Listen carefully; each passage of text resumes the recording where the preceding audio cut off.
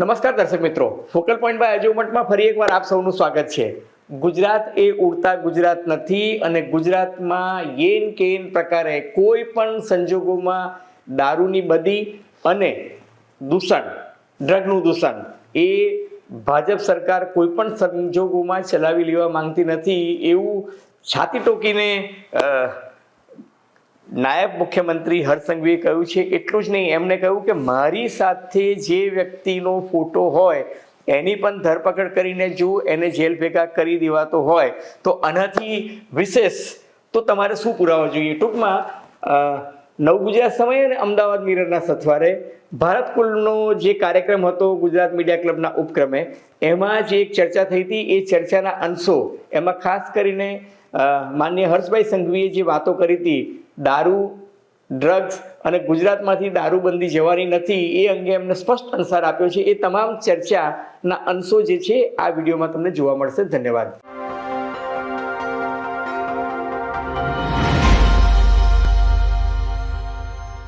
તાજેતરમાં હર્ષભાઈ તમે વડગામ હતા ત્યારે તમે કહ્યું કે ડ્રગ્સના અને દારૂના દૂષણને નાથવા અને એની સામે બાદ ભીડવા માટે હું સતત પ્રયત્નશીલ છું.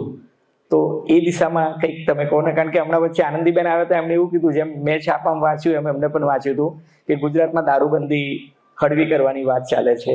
એવી કોઈ વિચારણા છે? તમે તો વર્ષોથી છાપું ચલાવો છો, તમને ખબર જ હોય છે ને છાપામાં ન્યૂઝ કહેવાનું. ખરેખર જે છાપ્યું એને તમારે પૂછવું જોઈએ. એવું કંઈ છે નહીં ટૂંકમાં. તમારે જેને છાપ્યું એને જરૂરથી પૂછવું જોઈએ કે આનો બેઝ શું છે. અને હું તો અહીંયા બેઠેલા સૌ લોકોને કહું છું કે જ્યારે આવા ન્યૂઝ આવે ત્યારે ન્યૂઝપેપરના લોકલ નંબર પર પૂછવું જોઈએ કે આનો બેઝ શું છે. કારણ કે એક જવાબદાર પત્રકાર તરીકે જેને લખ્યું એની પાસે કોઈ બેઝ કે કોઈ વ્યવસ્થાઓ કે આ પ્રકારનું કોઈ પ્રોસિજર ચાલતી હોય તો બી બરાબર. એક્ઝેક્ટલી. પણ સાહેબ એનો ઇમ્પેક્ટ એવો છે કે આનંદીબેન જેવી વ્યક્તિ પણ એવું કહે છે કે મહેરબાની કરીને આ ન કરતા. એટલા માટે હું પૂછું છું. એટલે I just want you to reassure નહીં, લોકોને રીએશ્યોર થાય એટલા માટે પૂછું છું ખાસ, કે એવું કંઈ નથી થવાનું. હું મુખ્યમંત્રી તરીકે કહું છું કે આવું કંઈ સરકારમાં ચાલ્યું હોય એવું મારા ધ્યાનમાં નથી. Very good. અને હવે જે પેપરે લખ્યું છે એના ધ્યાનમાં હોય તો તમે પૂછી છોડી દો ને એ વાત, તમે કહ્યું એટલે ફાઇનલ. મારો આપણે તો એવું જ કહીએ ને, હર્ષભાઈએ કીધું એટલે ફાઇનલ. અને બીજું કે આ જે ડ્રગનું દૂષણ છે ગુજરાતમાં, તમે જે ઝુંબેશ ચલાવી છે, હું એને કોઈ જ રાજકીય ઢોળ આપવા નથી માંગતો. એ ખરેખર હું એને બિરદાવું છું, કારણ કે યુવા પેઢીની એ બહુ મોટી ચિંતા છે અને તમે પોતે પણ એ બાબતમાં ચિંતિત છો. તો એ દિશામાં શું કરવા માંગો છો? આ દિશામાં મને રાજ્યના બધા જ સમાજોની આજે હું મદદ માંગી રહ્યો છું. રાઈટ. દુનિયાનો કોઈ એવો દેશ નથી કે જે આ દૂષણથી હમણાં બચી શકે. વેસ્ટર્ન કન્ટ્રીઝની કમ્પેરમાં ઇન્ડિયા આજે ખૂબ સુરક્ષિત છે અને ભારતના બીજા રાજ્યોની કમ્પેરિઝનમાં ગુજરાત આજે ખૂબ સુરક્ષિત છે. હું સ્પષ્ટપણે માનું છું. પરંતુ આપણા ત્યાં કોઈ એક વ્યક્તિની જાણકારી લેતું હોય ને ત્યાં સુધી આપણે લોકોએ શાંતિથી ના બેસવું. અમે 2022માં એક બેઠક હતી કેન્દ્રીય ગૃહમંત્રીના અધ્યક્ષસ્થાને ભારત સરકારના પ્રધાનમંત્રી શ્રીના જે વિચારો અને રજૂ કર્યા, જે પ્રકારે ડ્રગ્સ સામે લડાઈ કેવી રીતે લડવી જોઈએ તે માટેની એક બેઠકની અંદર મેં સાંભળ્યા. ગૃહમંત્રી બનવાને હજી તો 5-10 દિવસ થયા હતા. શનિવારનો દિવસ તો મને આજે યાદ છે, ત્યારે મારી ઉંમરના લોકો છે ને એમની ફેમિલી જોડે વીકેન્ડની અંદર ડિનર પર જતા હોય છે, ફ્રેન્ડ્સ જોડે બેસતા હોય છે. એ દિવસે રાત્રે મોડી રાત સુધી અમે ડ્રગ્સ રિવોર્ડ પોલિસી બનાવતા હતા. અને ડ્રગ્સ રિવોર્ડ પોલિસી એના માટે હતી કે સામાન્ય નાગરિક, પોલીસ, કોઈ ડ્રગ્સ માટેની માહિતી આપે, એની જાણકારી આપે અને જે પોલીસ એને પકડે એને રિવોર્ડ આપવામાં આવે જેથી એને પ્રોત્સાહન આપે. કારણ કે ડ્રગ્સનો એક કેસ કરવો, એક કેસ પછી જે પ્રોસિજર છે એ ખૂબ લાંબી હોય છે. તો એની એક રિવોર્ડ પોલિસી બનાવી છે. રિવોર્ડ પોલિસી પછી તમે જોઈ શકો છો કે એના આગળના 4 વર્ષની અંદર જેટલું ડ્રગ્સ પકડાયું, એના પછીના 4 વર્ષમાં, એ પછીના 4 વર્ષનો હમણાં હું તમને જે આંકડો કહું છું એ માત્ર ગુજરાત પોલીસમાં કહું છું, સેન્ટ્રલ એજન્સીઝ જોડે ગણીશ તો હજી બી ખૂબ જબરદસ્ત છે. જે આગળના 4 વર્ષમાં પકડાયું એના કરતાં 12.5 ગણું વધારે ડ્રગ્સ અમે આ 4 વર્ષની અંદર પકડ્યું. અને સેન્ટ્રલ એજન્સીઝ જોડે કરીએ તો એ 30 ગણાથી વધારે થશે. ઓહો. એટલું ડ્રગ્સ પકડવામાં આપણે એને સફળતા આપી. આ સફળતા એમને જ નથી મળી રહી. આ સફળતા માટે બધાએ સંઘર્ષ કરવો પડતો હોય છે. દુનિયાની અનેક વેબ સિરીઝ તમે જોશો, અનેક કિસ્સાઓ તમે જોશો, તો ડ્રગ્સની સામે જેટલા લોકો પડ્યા એને હંમેશા ક્યાંક ને ક્યાંક સહન કરવું પડતું હોય. એને પર્સનલી સહન કરવું પડતું હોય. આજે આપ જો કે હું સહન કરી રહ્યો છું, હું માનું છું. હા. કારણ કે હું ડ્રગ્સની સામે લડાઈ કરી રહ્યો છું. આની આખી ઇકોસિસ્ટમ હોય છે. ઇકોસિસ્ટમના ભાગ કોણ બની જાય મને અંદાજો નથી. સર, અહીં બેઠેલા બધા જ તમારી સાથે છે આ લડાઈમાં, એવું હું ચોક્કસ માનું છું. બધા નાગરિકો મારી જોડે. મને મારા રાજ્યની માતાઓના આશીર્વાદથી મને કોઈ ડર છે. બિલકુલ. બરાબર છે. ડ્રગ્સના કાર્ટલની સામે લડવું એ ખૂબ મુશ્કેલ કામ છે. એ મુશ્કેલ કામની અંદર તમે જુઓ કે ડ્રગ્સના કાર્ટલની સામે આપણે કઈ રીતે લડી રહ્યા છીએ. તો પહેલા બહારના દેશમાંથી આવતું ડ્રગ્સ આપણે રોકવામાં સફળતા પ્રાપ્ત કરી. સર 75 થી વધારે પાકિસ્તાનીઓ અંદર જેલની અંદર બંધ કર્યા છે. રાઈટ. માત્ર પાકિસ્તાનનો આંકડો આપણું વિદેશીઓનો 100 થી વધારે થાય. આ વિદેશી આટલા લોકોને પકડવામાં આપણે સફળતા પ્રાપ્ત કરી. આ માલિકાલા બધા વાતો કરે છે. ડ્રગ્સ કેપિટલ આ દેશમાં કયું રાજ્ય છે? કયું રાજ્ય છે? હા, ઉડતા પંજાબ. બોલો એટલે જવાબ થાય. ઉડતા પંજાબ. એ પંજાબની જેલની અંદરથી ડ્રગ્સનું કાર્ટલ પકડવામાં ગુજરાત પોલીસને સફળતા મળી છે. અને મહારાષ્ટ્ર કાર્યક્રમમાં મળી જતા. એની પહેલા એને એક વખત મળી છે. બંગાળના પોર્ટ પરથી બી ગુજરાત પોલીસે જઈને ડ્રગ્સ પકડીને લાવ્યું છે. દેશના અલગ અલગ રાજ્યના જેમ ગુજરાત કેમિકલ મેન્યુફેક્ચરિંગ હબ છે. રાઈટ. આ જે બધા બહુ જોરથી બૂમો પાડે છે ને એને કદાચ અંદાજો નથી. આજે ગુજરાતમાંથી આપણે જે કેમિકલ ફેક્ટરીઝ જે પકડી, ભરૂચ. ગુજરાતમાંથી નથી પકડી, આપણે મહારાષ્ટ્રમાંથી પકડી, આપણે મધ્યપ્રદેશમાંથી પકડી. એ કેમ પકડી? કારણ કે અમે એની સામે લડીએ છીએ. એ કેમિકલ ફેક્ટરી શું કોઈ બહારથી આવીને કોઈ કહી ગયેલું કે કોઈ બીજાએ ફરિયાદ કરી કે આ કેમિકલ ફેક્ટરી નથી, આ તો ડ્રગ્સની ફેક્ટરી છે? કોઈએ આજ સુધી એ રિસર્ચ કર્યું કે આ કેમિકલ ફેક્ટરીની અંદર શું આખું ડ્રગ્સ બનતું? અલગ અલગ કેમિકલ્સને ભેગા કરે ત્યારે ડ્રગ્સ બને. રાઈટ. આખો પ્રોસેસ છે. આખી એની પ્રોસેસ છે. અને જો અમે એક જ કેમિકલ ફેક્ટરીની અંદર જાણે કે ગુજરાતની અંકલેશ્વરની કેમિકલની ફેક્ટરી જે પકડી, એ સંપૂર્ણ આખું ડ્રગ્સ નતું, એનો ખાલી એક પાર્ટ હતો. પણ એની પાછળ આપણે 2 વર્ષથી પડેલા હતા કે ક્યાં મોકલે છે પ્રોડક્ટ, મહારાષ્ટ્ર મોકલે છે, બીજે જ્યાં મોકલે છે ત્યાં બીજી શું પ્રોડક્ટને ભેગી કરે છે. એની પાછળ 2 વર્ષ સુધી ડિટેઇલ્ડ રિસર્ચ કરવામાં આવ્યું. એ ખાલી અંકલેશ્વરની ફેક્ટરી પર આપણે કેસ કરવો હોય તો ના થઈ શકે છે. પણ એના 2 વર્ષના ડેટાના આધારે એ જે અમેરિકા જે જાણે કે મોકલ્યું, એને કોઈ બીજા દેશની અંદર જે પ્રોડક્ટ મોકલી, એ પ્રોડક્ટને કઈ રીતે ભેગી કરવામાં આવી, ત્યાંનો જે કેસ થયો છે એ કેસના ડોક્યુમેન્ટ્સ પરથી આપણા ત્યાંની એક પ્રોડક્ટ ડ્રગ્સની અંદરનો ભાગ બને છે, એના હિસાબે આપણે આ કેસ ડેવલપ કરી શકાય. એ કે આખી ડ્રગ્સ બનાવવાની ફેક્ટરી નહીં, એનાનો એક ભાગ છે કેમિકલ. હવે બીજો વિષય, એના પછી આવે પેડલર્સ. મને મારી ગુજરાત પોલીસ પર ગર્વ છે અને મને અભિનંદન આપે. સૌથી પહેલા જે દિવસે અમે ડ્રગ્સ પકડવાના અભિયાન નહીં પરંતુ જંગ લડવાનું નક્કી કર્યું, ત્યારે મારા ગુજરાત પોલીસના ખૂબ સિનિયર અધિકારીઓ છે, ખૂબ અનુભવી છે. એમને મને આ 3-4 વર્ષે જે ચાલુ થયું ને એનો અનુમાન એમને મને પહેલા પૂછ્યા કર્યો કે અઘરું છે કે આ ડ્રગ્સની કાર્ટલમાં એવા ગુંડાઓ અને એટલા બધા રૂપિયા છે કે આ કાર્ટલ આખી એક ઇકોસિસ્ટમ બનાવીને રાજ્યની અંદર બદનામ જરૂરથી કરવામાં સફળતા પ્રાપ્ત કરશે. અને ત્યારે હું આજે ઇમોશનલ હતો, ત્યારે ઇમોશનલ હતો. મેં કીધું દેખા જાયગા, આપણે લડી લઈશું. અને અમે કેવું લડ્યા તમે જો, એક ઉત્તમ ઉદાહરણ કહું તમને. બોલો.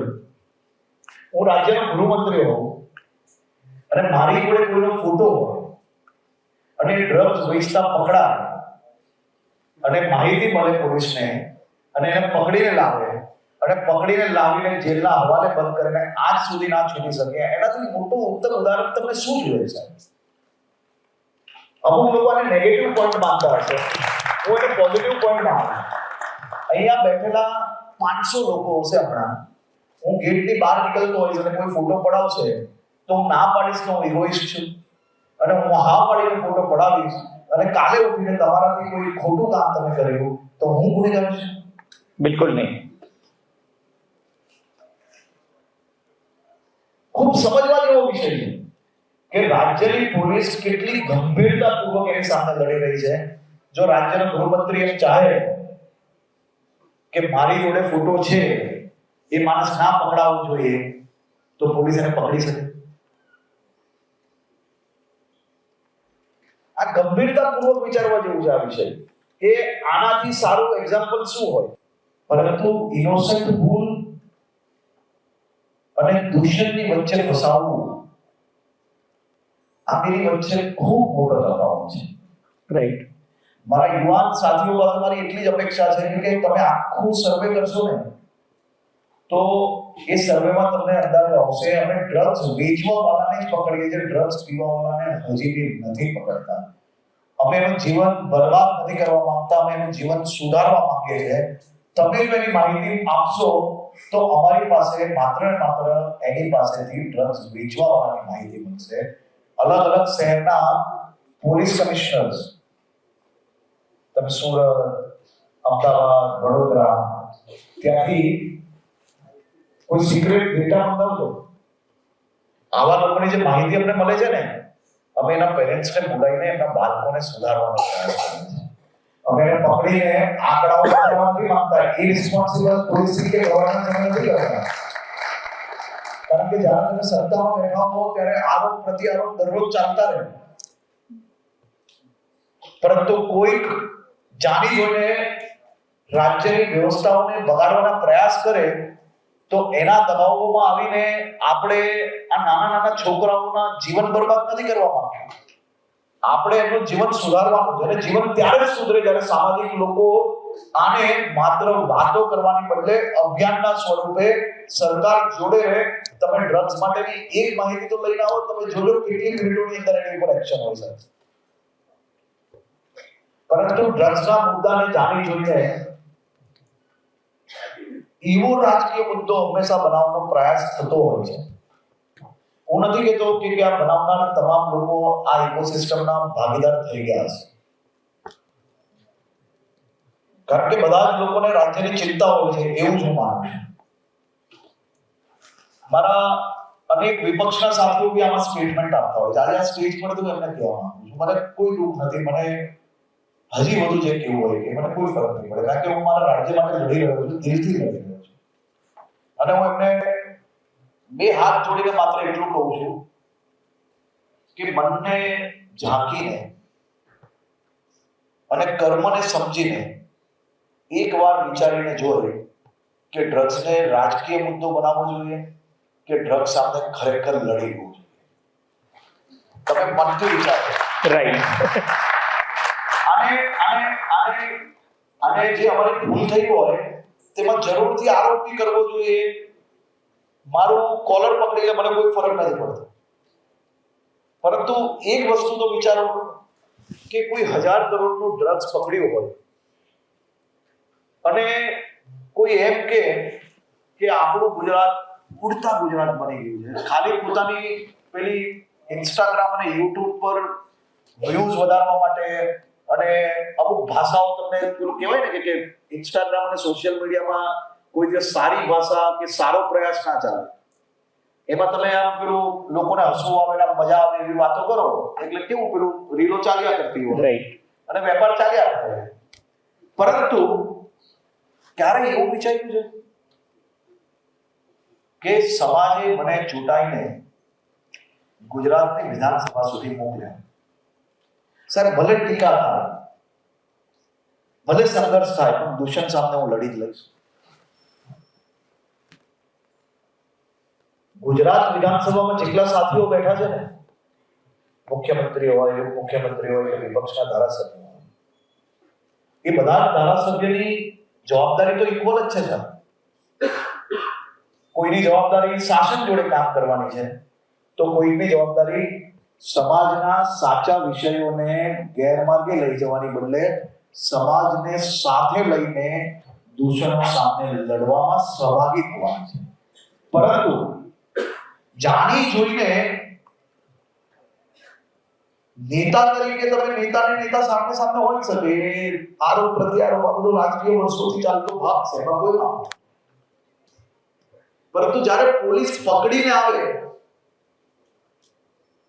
ત્યારે મેં એવું જોયું છે કે આ ભારત પાકિસ્તાનના દરિયાના ભારી મોજાઓ વચ્ચે 2-3 દિવસ સુધી ગુજરાત ATS ની ટીમે પાકિસ્તાનીઓનો સામનો કરીને, ગોળીઓનો સામનો કરીને આપણા દેશની ધરતી પર ઘૂસતા ડ્રગ્સને પકડીને આવ્યું છે, તો આપણે અભિનંદન આપવું જોઈએ, સન્માન કરવું જોઈએ. કેમ સમાજની જવાબદારી નથી છે?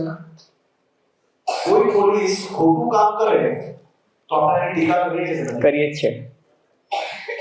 કોઈ પૈસા લેતા પકડાય એને સસ્પેન્ડ કરીએ છે નથી કરતા, આપણે એને ગાળો બોલીએ છે નથી. તો જે સારું કામ કરીને આવે એને આપણે અભિનંદન બી નહીં આપીએ તો સમાજમાં સારા કામો કોણ કરશે સાહેબ? એટલે મારે ખાલી બધા જ ધારાસભ્યો પાસે એટલી જ અપેક્ષા કે જ્યાં ખરાબ થાય, ભૂલ થાય ત્યાં ટોકવા જોઈએ. અને તમને રાજનીતિ રમવું હોય તો દરરોજ સવારે ઉઠીને જેમ દરરોજ સવારે મને ગાળો બોલો જેમ જીવનભર બોલતા જાઓ, કોઈ બાબત નથી, બરાબર. પરંતુ સામાજિક દૂષણોની સામે આપણે મનને ઝાંકીને પૂછવું પડશે કે હું પોતે માત્ર ને માત્ર હીરો બનવા માટે આપતા સ્ટેટમેન્ટોથી આપણી ફોર્સિસ જો ડિમોરલાઇઝ થાય તો એનાથી ડ્રગ સામેની લડાઈ મજબૂત થશે કે ઢીલી પડશે? મારા બધા જ સાથીઓ, એ બધા જ લોકો બી સમાજના જ કામ માટે આવ્યા છે અને બધા જ લોકો કરતા જ હશે, મને પૂરો વિશ્વાસ છે બધા જ લોકો પર. અને હું બધાને માત્ર 2 હાથ જોડીને વિનંતી કરું છું કે આપણે સૌ લોકોએ સમાજે આપેલી જવાબદારી પર છે. ડ્રગ્સ સામેની લડાઈને માત્ર રાજનીતિથી દૂર રાખીએ તો સમાજની અંદર જરૂરથી વધુમાં વધુ ઝડપથી આપણે આ દૂષણ દૂર કરવાનો સફળતા પ્રાપ્ત કરશું.